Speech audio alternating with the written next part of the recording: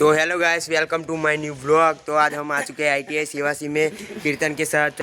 तो चलो चलते हैं 2 रूम वहाँ पे जो अभी हो चुके हैं। तो चलो दिखाता हूँ। वीडियो पसंद आए तो लाइक कर देना। तो ये कीर्तन भाव दिखा रहा है दो। ये कचरा देखो कितना सारा हो रहा है, कोई साफ ही नहीं करता। पहले ये सोलर का रूम, दूसरा है MC कॉप। ये दोनों रूम अब बंद हो चुके हैं। तो चलो अब मैं अपना रूम दिखा दो, क्लासरूम। 2 रूम है, एक गेमिंग रूम और एक क्लासरूम। तो चलो दिखाता, रास्ते देख लो। सबसे पहले